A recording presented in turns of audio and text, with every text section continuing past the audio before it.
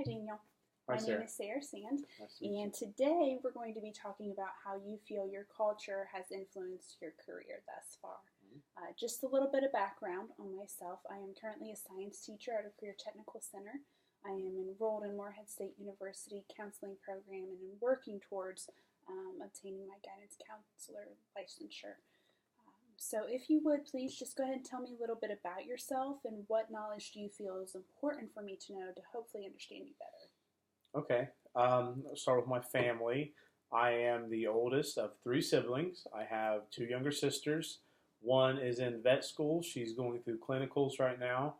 And I have another sister who's younger than her. She is a sophomore at the University of Dayton. She's currently studying abroad in Spain, which is kind of cool. Um, my mom and dad are both, uh, they're still together. My dad's a business owner. He owns two businesses, a ice cream shop and a drive-through carryout. My mom's a nurse and a massage therapist. Um, about my schooling, I went to a small Catholic high school and graduated from there. And from there, I went to Shawnee State University, another small learning environment. I graduated with a bachelor's degree in teaching science, and I currently work in that field. I'm also pursuing my master's online in natural science education as well. And I also coach varsity football. Okay, thank you. What type of occupations were you aware of growing up? As a child, I always wanted to be a doctor. I always wanted to deliver babies. That was my goal. I always thought that was really cool. I went to shadow doctors and things like that. But then I got to school and realized that A, it was a lot of money, B, it was a lot of time. So I decided to pursue teaching.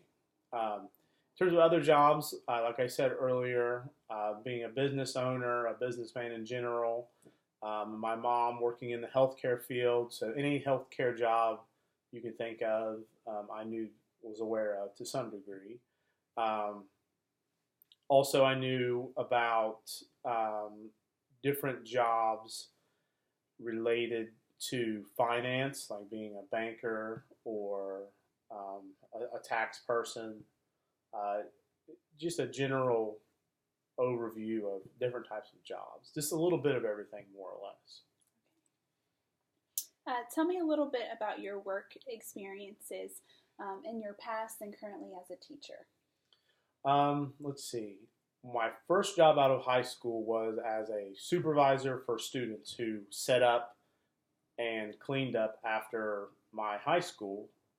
They had a bingo as fundraiser, so I supervised students there. From there, I went to be a junior high football coach. I did that for about 5 years. I worked in the financial aid office at Shawnee, um, and that led me up into my first teaching job, which was at Notre Dame. I taught there for a year. I taught biology and anatomy. From there, I went to teach at Waverly High School, which is where I currently teach now. This is my third year at Waverly. I teach physical science, advanced placement biology, and anatomy as well. Okay. So far it sounds like all of your careers you've been interacting with others, either in a supervisor role or a teaching role. Yes, and most of those have included dealing with young adults, student, teenagers, Okay. things like that. Okay.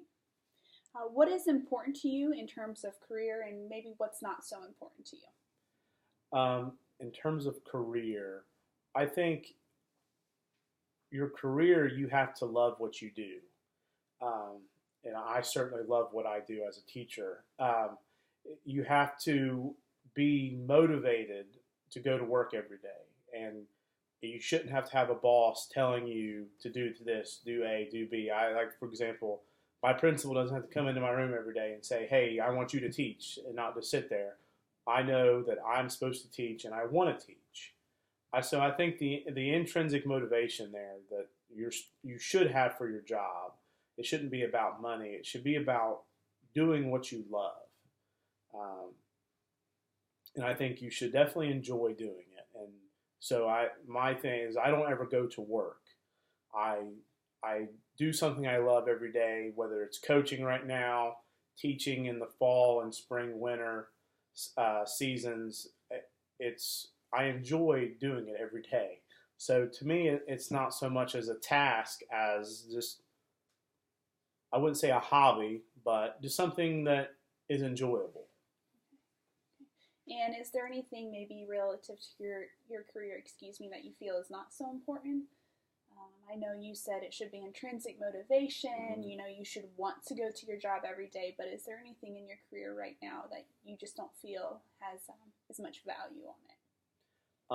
A lot of the things that we have to do as teachers, we have to jump through a lot of hoops, so to speak, from a State Department point of view. Um, right now, as a year 3 educator, we have to do something called the Resident Educator Summative Assessment, where we have to record ourselves uh, teaching. We have to write several different papers, for lack of a better phrase, on why we're doing what we're doing. Um, it's it's not necessary. It takes away from my teaching. Um, Other things I guess, would be sort of that gets in the way of what I want to do as a teacher would be state testing, teaching to the test. That definitely takes the joy out of teaching. Other than that, as a teacher, there's not many obstacles that I feel that I have to face. Luckily, Okay. So again, it's all about the kids and all your about the mindset kids. Yes. versus just what's required of you as a teacher per se. Yeah. Okay. Go ahead and tell me about your cultural and ethnic background, maybe about where you grew up. And I know you mentioned that you received a bachelor's in education and are pursuing your master's. Maybe again, just explain to me about where you grew up a little bit and any future education goals you might have. Where I grew up in a small town in southern Ohio called Portsmouth. Um, Population maybe 20,000 when I was growing up. It was a pretty small knit community. I lived in a neighborhood where there was a lot of other kids, so we were able to ride our bikes around. We rode 4-wheelers together, fished together. We did all kinds of things. Um, I guess from a religious point, going to a Catholic high school, I am myself Catholic. So that affected um, the way that I went about certain things, who I hung out with, things like that. Can you go tell me again what else? Yes, we about your education level, where you went to school, and do you think maybe where you grew up that has any impact on you wanting to pursue your master's in education or pursue a higher degree of education? Okay. So being a teacher, I have a desire to learn all the time. And getting my master's in education, specifically science education, allows me to learn more about teaching science and science in general. I hope to eventually be able to teach college credit classes to seniors, like biology, anatomy, so on and so forth, so they can get some college credit when they go to college, so they have better access to college-ready materials, things like that. And eventually, I want to pursue my doctorate in education, hopefully, fingers crossed, one day. And going back to being Catholic, it definitely, I think it affects what's the word I'm looking for? How I manage myself in the classroom and how I choose to portray myself to students. I try to make the Catholic values that I've been taught throughout my whole grade school career relevant in class. Of course, I can't say you got to be Catholic, it's a public school. But I try to make sure I do that on a daily basis, treating kids with kindness and respect and affection when appropriate. So I definitely think where I grew up and my beliefs that I have certainly play a role in how I conduct myself on a daily basis. You've kind of already touched bases on it, but again, if you could just kind of explore a little bit more with me how your religious or spiritual background has really impacted you and your actions within the classroom, and how do you feel that they relate to your current career goals? Um, in terms of my religion, I would say, as I said, it's more of a how I treat students and how I portray myself to others. It more goes with I think my personal life more than with my professional life. I have to try to make sure that I don't press my religious beliefs on my students because some may not believe in God or some may be Baptist or Methodist, and I don't want to insult any of my students. But I think my spiritual life plays more of a role in how I conduct myself as a husband, as a brother, as a son. Um, it definitely sometimes I have to take a step back and think about what I'm doing, why I'm doing it, and that it is it beneficial for me, for my immediate family, for uh, my sisters, my mom and dad, um, things like that. So it definitely plays more, I think, more of an active role in my personal life over my professional life, if I had to weigh the two. Weigh the two. Okay. How has your family, both immediate and extended, influenced your career goals? And do those career goals match or conflict with your family's expectations? My family definitely, my dad always told me to do what makes me happy, um, and find a job that I love and I won't have to work a day in my life. And I think I found that in teaching. And my mom was very supportive of me. I'm not afraid to say I'm a mama's boy. Um, so she's supported me in everything. I think they see that I'm happy where I'm at. So they're very supportive. And Dad, he actually films the football games. So I've got him involved in Waverly, and so he feels a part of things still. And they both come to the football games. Well, Dad's there because he films, but Mom always comes to the football games, and my sisters, when they're in town, come to the football games. My wife's always there. It's definitely, I feel like I have a very strong support system, and that further motivates me to do my job better, and because I want them to see that I'm successful and that I'm happy and I'm okay, so to speak. Okay. Who are some of the people in your community or the larger society who have influenced your career goals? I definitely think um, coming to this new school system at Waverly, there's been a few people that have directly affected my career goals. The first one being my principals that I've had over the past 3 years. Well, this is my third year now. They've definitely allowed me to pursue new avenues like teaching advanced placement biology. That's something that I'll be doing new this year. The head football coach has allowed me to coach, do weightlifting, um, and we go to his house. We have barbecues together, and I've learned about his kids a lot, and I've grown to really like them, and we'll go to their sporting events. The superintendent is very supportive of everything I do. Um, it's I found a new family up at Waverly, and it's great. And it was very scary coming from the small knit community I was in before this. Coming up here, my wife and I, we knew no one. We kind of just took a shot in the dark, so to speak, and it just happened. We're well taken care of, and it's nice that we have a close knit group of friends. We've only lived here for a year. We've been able to find that already. So definitely the people I work with motivate me to be a better teacher, coach, colleague, what have you. Okay. One of the underlying themes I'm picking up on throughout this interview is support.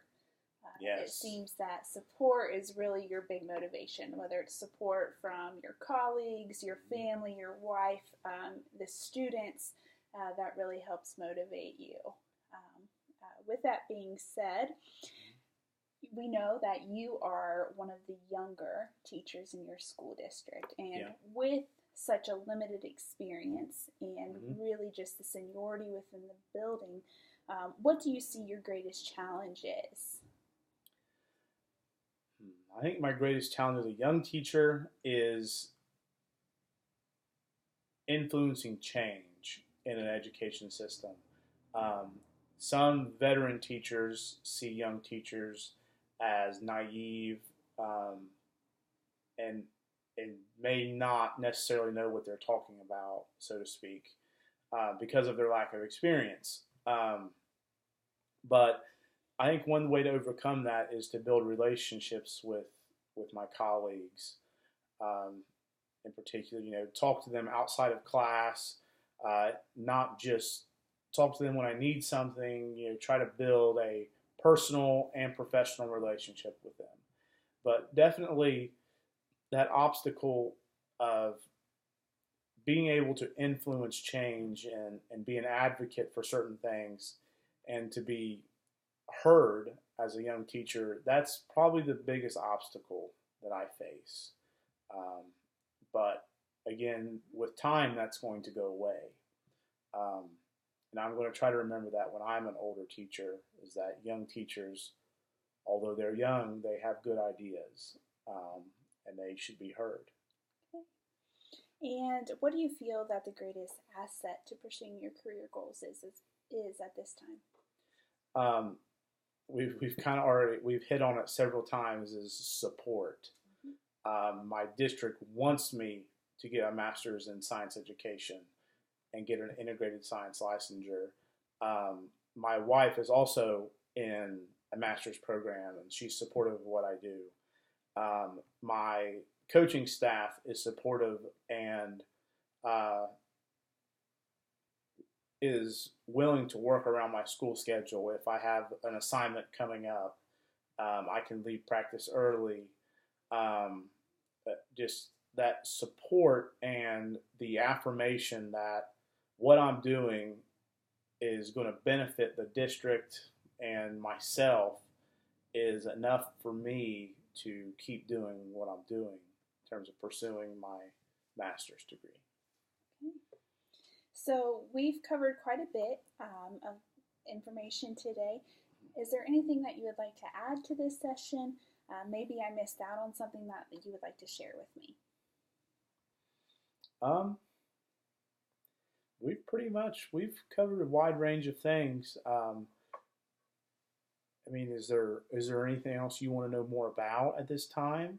Is there something maybe I can expand on to help you better understand my perspective? Or one thing that I am interested in is you said that you wanted to be a doctor when you grew up, and then you went to school. Yeah. And then you wanted to be a teacher. Yeah. What kind of helped change your mind? If you could just, was that maybe your upbringing? Was that maybe where you grew up? Or what really helped you make that jump from doctor to teacher?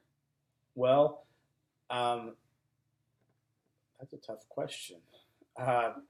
The main thing that turned me off from being a doctor was the amount of schooling I knew I would have to do. And I didn't think I was smart enough after I took a few classes with some other pre-med students, dealing with them and then dealing with, I was like, I'm not, I don't think this is cut out for me. So then I took a couple pre-med classes and learned more about what it really meant to be a doctor. And it wasn't just dealing with patients and that was it. There was a lot more to it than I thought. And that was the reason why I wanted to become a doctor, was to deal with patients, deliver babies, be around patients the whole time, devote my time to them, get to know them, build relationships with them. And I found that you really don't have time to do that. You pretty much have to go see your patient, and then you have to go on to the next one. And that, to me, that just wasn't very personable. So I knew I liked science, because hadn't taken all these biology classes. So I wanted to try teaching. So I took the first intro teaching class, and I absolutely fell in love with teaching. And ever since then, I think I'm where I'm supposed to be.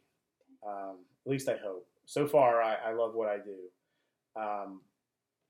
And so I guess if I answered your question, the schooling was the big thing, and I guess I wasn't happy with my abilities in the classes that I was taking, and being able to be personable with my patients. I was afraid I wasn't going to be able to do that. Okay, so teaching kind of satisfies that need of your yearning, to working with the public and working with people on a more personal level. Yes, okay. Yes, and working at Shawnee helped me do that too. When working in the financial aid office, I had to sit down with people, help them complete their financial aid applications, and just like you said, dealing with the people and being able to get to know my students from year to year, watching them grow. That to me fulfills that void that I was looking for in becoming a doctor. I think I get that now from being a teacher. Okay. Well, Daniel, thank you for your time today, and I look forward to our next session. Thank you very much.